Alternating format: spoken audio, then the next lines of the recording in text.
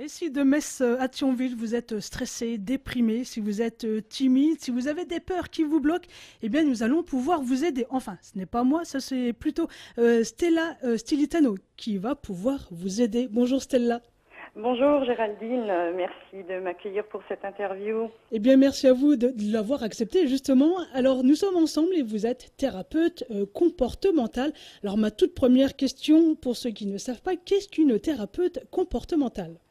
Alors thérapeute comportemental, également thérapeute psychocorporel. En fait, je suis comme un copilote qui va fournir des outils, une assistance pour que le client travaille sur des changements meilleurs et positifs pour tous les aspects de sa vie, qu'elle soit d'ordre personnel ou professionnel. En fait, donc ces méthodes, elles sont centrées sur les pensées et les croyances qui limitent. Elles sont parfois erronées et négatives, et c'est ce que la personne en fait cultive sur elle-même. Et à ce moment-là, donc elles peuvent générer donc des souffrances, des peurs, des anxiétés, et la thérapie va permettre de les corriger. J'allais dire, vous êtes un peu comme un coach de vie. On peut dire ça, oui. Alors, est-ce qu'une thérapie comportementale s'adresse à tout le monde? Est-ce que ça s'adresse aux adultes aussi bien qu'aux enfants ou l'inverse? Tout à fait. Elle s'adresse en fait à tous ceux qui souhaitent trouver des solutions par rapport à une problématique. Et dans ce cas, il n'y a pas d'âge et il n'y a pas de classe sociale non plus. Ça s'adresse vraiment à tout le monde. Alors, quand on parle thérapeute, quand on parle thérapie, on s'imagine, comme je disais, vive les clichés, hein, on s'imagine couché sur le divan rouge. Tiens, d'ailleurs, ça me rappelle même une émission. Oui. Comment cela fonctionne-t-il réellement et concrètement? Comment se passe une séance?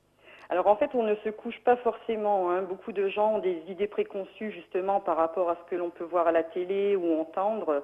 Donc il n'y a pas vraiment, on ne demande pas à la personne forcément de se coucher. En fait, on va s'adapter au mieux pour qu'elle soit confortable et en confiance. Donc c'est elle qui décide. Si elle se sent plus confortable en étant couchée, on lui propose de s'allonger. Et sinon, elle peut très bien rester assise pendant la séance. Oui, il faut être à son aise. Il faut être à son aise, tout à fait. Alors, combien de séances sont utiles pour être efficaces en général? Alors, il n'y a pas vraiment de séance préconisée. Donc, il y a déjà une première séance qui est le fait d'évaluer, de faire un bilan avec la personne afin de comprendre quelles sont ses attentes, quelle est sa demande. Et l'objectif, en fait, est avant tout d'établir une liste et de prioriser. Donc, en fait, un thérapeute, comme je le fais, il s'implique à poser des questions claires et précises sur une première consultation. Et les séances suivantes, en fait, traitent plutôt dans les difficultés que rencontrent les clients et on fait un réajustement éventuel. Donc ça peut très bien aller d'une séance, voire jusqu'à 10 séances. Ça peut être très bien sur une durée de 3 mois comme de 6 mois. C'est vraiment du cas par cas. D'accord. Alors, il y a plusieurs méthodes, dont une qui est assez connue, hein. C'est l'hypnose. Vous pratiquez l'hypnose? Expliquez-nous ce que c'est. Alors, je pratique l'hypnose thérapeutique, qui n'est pas du tout la même que l'hypnose de spectacle. Donc, en fait, l'hypnose, il faut comprendre que c'est un état naturel qu'on connaît tous au quotidien. Donc, je peux citer quelques exemples. Par exemple, quand on prend la voiture et qu'on fait un trajet tous les jours pour se rendre sur son lieu de travail, il y a des jours où le trajet paraît long et des jours où on se dit « Oh mince, je suis déjà arrivé ». On est sous une forme d'état d'hypnose. Également, quand on est accaparé par un bon film ou une lecture d'un livre, c'est comme un état de rêverie. En fait, c'est une distraction passagère. Donc, l'état d'hypnose, c'est un esprit qui vagabonde, qui va dans la, alors que, pardon, dans la concentration et l'attention. Donc là, l'esprit se fixe. Donc, en état hypnotique, cela facilite le changement puisque les ressources, en fait, sont présentes dans l'inconscient. Donc, à savoir que l'inconscient, c'est celui qui a enregistré toutes nos expériences de vie. Et donc, par ces enregistrements, en fait, c'est comme un ordinateur qui a des programmes, des logiciels. Il y en a certains qui sont à conserver et d'autres qui sont à supprimer. Et l'hypnose, justement, va aider par le biais d'une relaxation profonde. Moi, j'appelle ça relaxation profonde autoguidée, puisque c'est moi qui vais guider la personne à trouver ses propres solutions dans ses propres ressources pour l'amener effectivement donc au changement qu'elle souhaite apporter. Oui, c'est presque un reset. un Voilà, petit comme peu. un reset, comme un ordinateur. On a des programmes et puis on les déprogramme D'accord. pour être mieux. Alors vous pratiquez également la PNL, la programmation neuro-linguistique et la neurothérapie, des mots qui font un peu peur, hein, mais qui ne devraient pas. Qu'est-ce que c'est que ces deux méthodes, ces deux autres méthodes?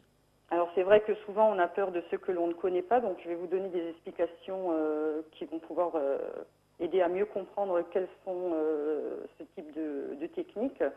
La PNL, donc, c'est de la programmation neuro-linguistique. En fait, c'est une discipline tout simplement qui permet le développement personnel. Alors, aussi bien la relation à soi que la relation aux autres. Et elle aborde entre autres la communication, l'apprentissage et le changement. Ce qui se passe, c'est que donc on a des pensées, des ressentis, des comportements qui agissent comme des mécanismes automatiques, donc qu'ils soient conscients ou inconscients, comme des programmes. On en revient un petit peu à l'ordinateur. Et par des méthodes et des techniques, on va travailler sur la structure de la pensée. C'est-à-dire qu'on va permettre de communiquer de manière verbale, paraverbale, donc c'est tout ce qui est l'intonation de la voix, par exemple, et également donc tout ce qui est non verbal, donc la communication du corps. Donc ces exercices et ces techniques, donc elles vont permettre au cerveau d'agir autrement, une nouvelle façon en fait d'aborder les apprentissages. Donc elles s'utilisent en complément des deux autres. Elles s'utilisent en complément de l'hypnose et également de la neurothérapie que je vais expliquer maintenant. Donc la neurothérapie, donc moi j'en pratique deux. La première, c'est le mouvement des yeux, donc ça s'appelle l'EMDR, c'est de la désensibilisation par le mouvement oculaire, et également l'EFT qui est de la libération des émotions. Celui-ci se pratique en fait par des tapotements très doux sur les méridiens de la tête et du corps. Et en pratiquant donc ces techniques, on va libérer les émotions qui sont restées bloquées. En fait, ces techniques, elles furent abordées pour soulager des traumatismes lors de l'armée américaine sur les vétérans. Quand ils avaient des traumas, donc ils visualisaient une scène et en faisant donc soit cette technique de mouvement oculaire ou de tapotement, ça soulageait le traumatisme. En fait, on ne supprime pas le souvenir reste toujours présent. Par contre, il est beaucoup plus supportable, en fait, on va dire comme ça. Et ces techniques, vous les utilisez donc selon les besoins de la personne ou En fait, je vais les adapter suivant la personne et suivant le bilan que j'aurais fait au préalable. Si je pense qu'elle est plus réceptive à l'hypnose, au tapotement ou alors au mouvement oculaire ou alors à la PNL. Après, je peux très bien faire un mixte de plusieurs techniques, mais c'est vraiment du cas par cas. C'est vraiment difficile de dire pour qui c'est fait ou différemment. ouais, elles ont donc chacune un but bien Voilà, précis. c'est vraiment du personnalisé. D'accord. Quels sont les mots à soigner les plus fréquemment demandés? Alors les plus fréquemment demandés, donc on est vraiment sur le burn-out, vraiment la problématique au travail, les dépressions, la perte de poids, les grands stress, les anxiétés. Donc ça, ce sont vraiment les demandes les plus fréquentes. Et en ce qui concerne les demandeurs, est-ce que ce sont les adultes les plus demandeurs ou les ados? Alors en fait, les plus demandeurs, donc une majorité, ce sont les femmes, parce qu'en fait, les femmes sont plus à l'écoute de leurs émotions. Ensuite, les enfants, les petits jusqu'à l'âge adulte, c'est les parents voilà, qui proposent de les accompagner pour suivre une thérapie. Et en ce qui concerne les hommes, eux sont plus dans l'action.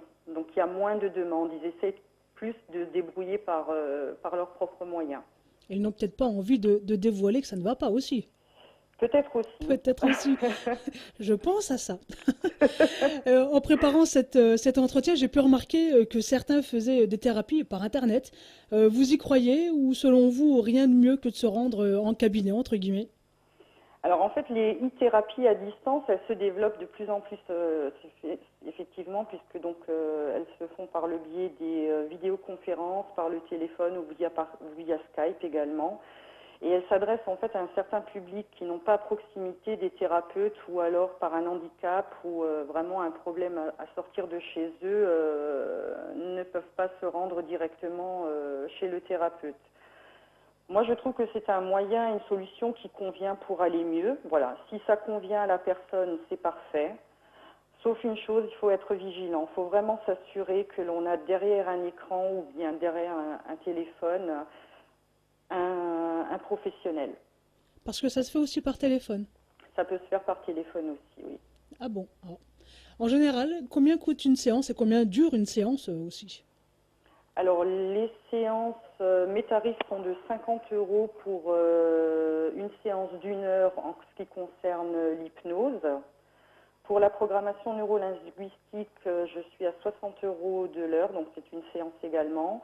Et pour tout ce qui est des neurothérapies, donc c'est 80 €, c'est de 1 heure voire à 2 heures, parce qu'en fait la personne va repartir chez elle avec un protocole à suivre tous les jours jusqu'à ce qu'elle revienne me consulter. Donc il y a une durée un peu plus longue pour tout ce qui est neurothérapie. D'accord. Et rappelons que la thérapie n'est pas remboursée par la Sécu, sauf peut-être une ou deux séances par les mutuelles, hein. Oui. C'est ça, hein. Alors, oui, pardon. Et j'allais dire et que les thérapies ne se substituent pas à l'avis ou traitement médical. Pas du tout, Voilà. effectivement. Donc pour revenir aux mutuelles, en effet, elles permettent de prendre en charge des séances.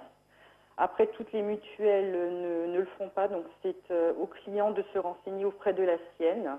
Donc certaines peuvent rembourser 5 séances à l'année ou un forfait. Tout dépend du contrat en fait de leur De la mutuelle. mutuelle. Voilà. Où est-ce que l'on peut vous retrouver? Alors juste un petit mot également sur par rapport au traitement médical. Donc voilà, la thérapie ne se substitue pas à l'avis ou d'un médecin ou d'un traitement médical. Bien au contraire, c'est un complément. Oui. Il faut bien signaler que quelqu'un qui vient me consulter, qui a un traitement médical, en aucun cas, elle n'arrêtera son traitement. Et au contraire, elle préviendra son médecin qu'elle fera un complément de thérapie à côté. D'accord. Je vous demandais donc où est-ce que l'on peut vous retrouver? Alors, à Pont-à-Mousson. Oui. Ensuite, on peut me retrouver sur Internet au www.stella-du6stilitano.fr. Donc, c'est un site qui est encore en construction, mais toutes mes coordonnées y apparaissent. Également sur Facebook, Stella Stilitano, thérapeute en hypnose et PNL. Une question qui me vient comme ça, est-ce que vous remarquez qu'il y a plus de personnes qui viennent selon les périodes? Est-ce qu'il y a plus de personnes en hiver, plus en été? Non, la saison ne change pas, parce que la problématique, quand on en a une, elle ne choisit pas la saison. Donc ça, c'est tout au long de l'année. Il n'y a pas une période plus ou